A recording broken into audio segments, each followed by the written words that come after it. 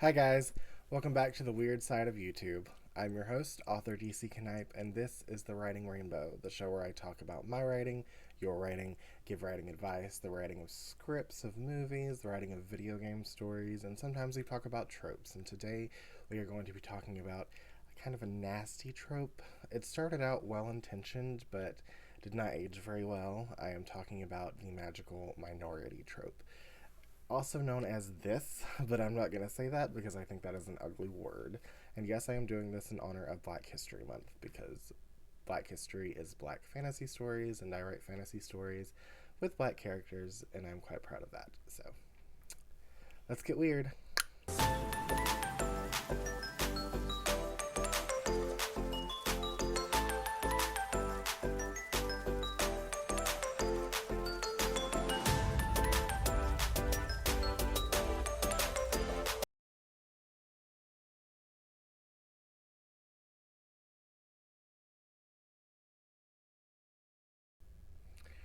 So, what is a magical minority?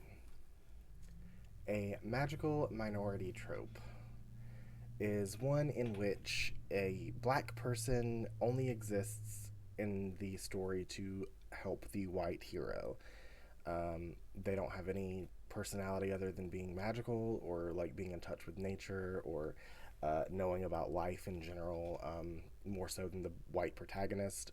All they want to do is assist their white, not really friend, usually it's a stranger actually, which is even stranger and odder. They don't really have any goals, they don't really have any personality or history other than being black and being magical and wanting to help random white people, apparently. But it started out, I believe, well intentioned. I believe it probably started out as a way to give representation to black people in stories. Um, as time goes on, obviously, it has not aged well for a number of reasons. Here is a brief history and some examples of a magical minority trope.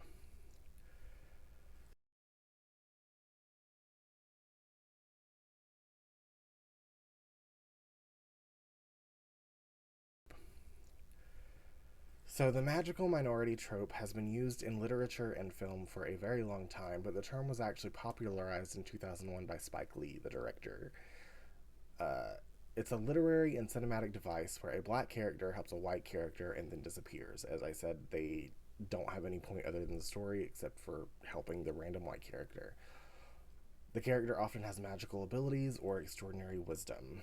Examples include Uncle Remus in The Song of the South from 1946, Homer Smith in Lilies of the Field in 1963, Super Soul in Vanishing Point 1971, Grover Muldoon in Silver Streak 1976, Big Jim Slade in The Kentucky Fried Movie 1977, Will Smith in The Legend of Bagger Vance, and Michael Clark Duncan in The Green Mile. In 2001, Spike Lee popularized the term magical inward, I'm not saying that, during a college lecture tour. He expressed his frustration that Hollywood continued to use this premise. Some more examples.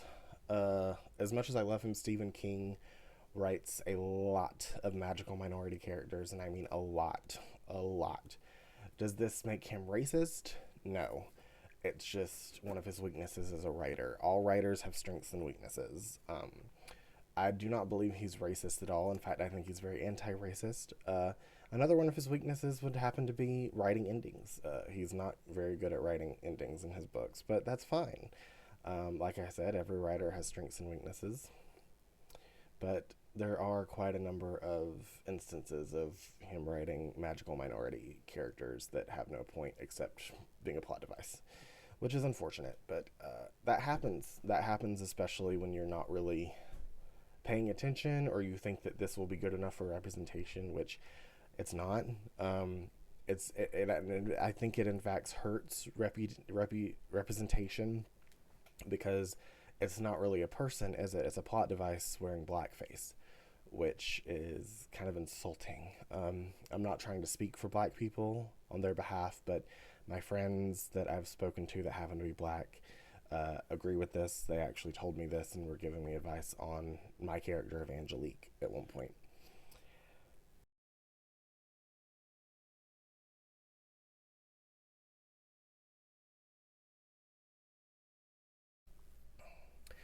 I once wrote a character that happened to be a magical minority. Her name is Angelique. This is from a manuscript that I have not done much with in years, and no one knows really anything about it.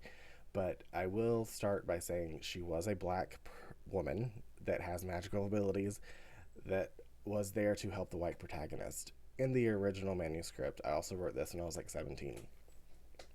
However, since working on this manuscript, she has gotten a backstory, she has gotten wants and needs, she has family members and friends that are may or may not be attached to the main character. So her goals kind of sort of align with the main characters, and she has reasons to help him other than she's just randomly being nice and going out of her way to help a random white kid.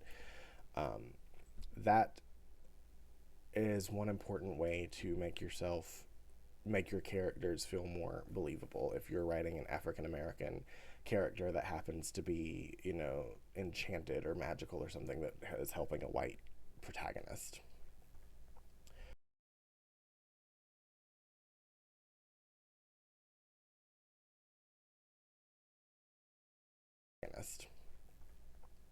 Other ways to avoid this would be, like I said, giving them backstory, giving them goals, giving them wants and needs, having their relationships with the white protagonist be something other than being a stranger.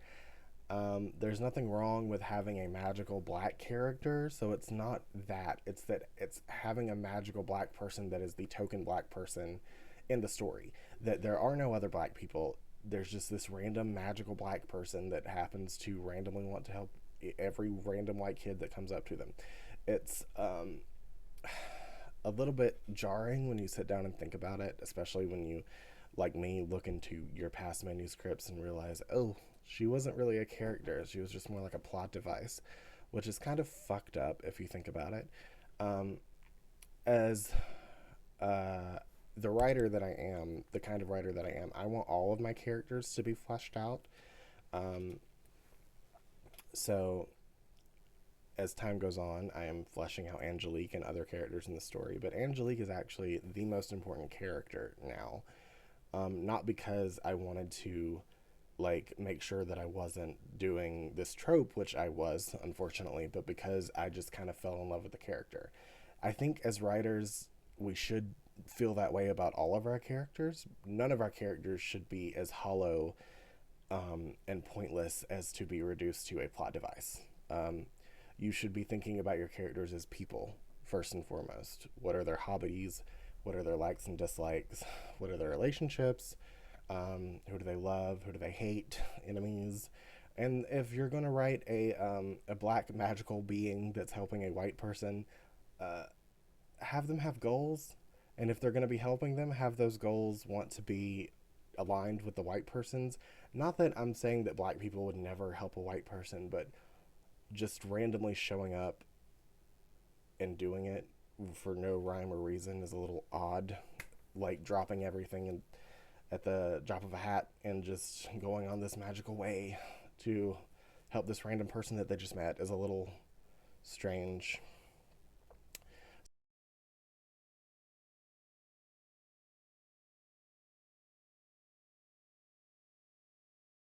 This premise. Morgan Parker's book of poems, Magical Inward, aims to reclaim the term and reimagine the black experience. I have not read that poetry book, but it sounds very interesting. Also, there is a movie called, I believe, The League of Magical Inwards, done by the Jordan and Peele, I think their names are. I haven't seen it, but I think they're really funny, so I probably will actually look it up. It's a way of turning the trope on its head, which is funny. So it's become more popular for black writers and black artists to take this trope and kind of turn it upside down on its head and make it cool for them, which I think is awesome.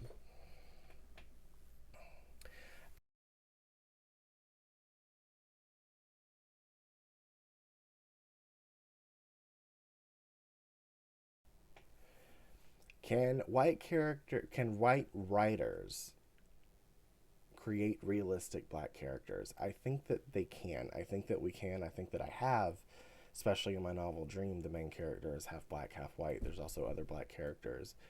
Um, and everyone's magical in that story, so it's not like the magical inward trope, the magical minority trope.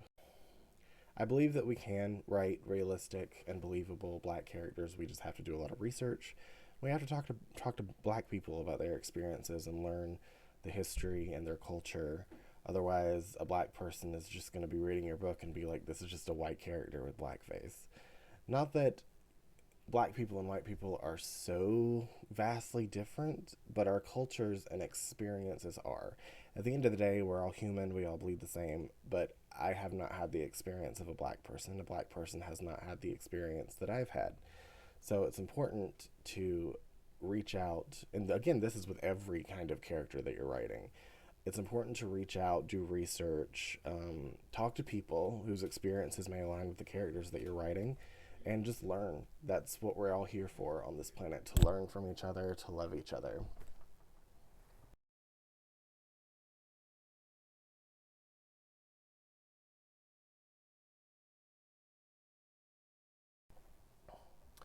And at the end of the day, I believe black characters deserve better. Black people deserve better in general, but black characters, especially in writing, because I am a writer, deserve better than to be re- reduced to just a plot device wearing blackface. Um, Black people deserve to tell their own stories. Black characters deserve to have their own stories. They shouldn't just be side characters in every story. Not that there's anything wrong with having a supportive character that happens to be black, but it's way overdone at this point. It's kind of cringe when you think about it. But other than that, I want to wish you guys a happy Black History Month. Um, I've been wanting to make this video for a while. I just didn't know how to go about it because it's kind of sensitive. But at the end of the day, no matter what the government is saying, we are always going to celebrate Black History Month. Even though I'm white, I do celebrate Black History Month because some of my favorite poets and writers happen to be black. And I love reading and writing. And actually, Maya Angelou is my favorite poet of all time. And I am going to be reading a book of hers for ASMR sometime this month. So, but yeah, check out my shop, prismaticdreams.com. I also have a Pinterest, what is it called? Patreon. Goodness, I'm having a stroke. I have a Patreon, link in description if you want to support me that way. But we are also doing a giveaway for Prismatic Dreams, my shop. Details and links in description. Other than that, I love you guys. Have a happy Black History Month. My cat's distracting me. I apologize. Happy Black History Month, and I love you guys. And I'll see you guys next time. Bye.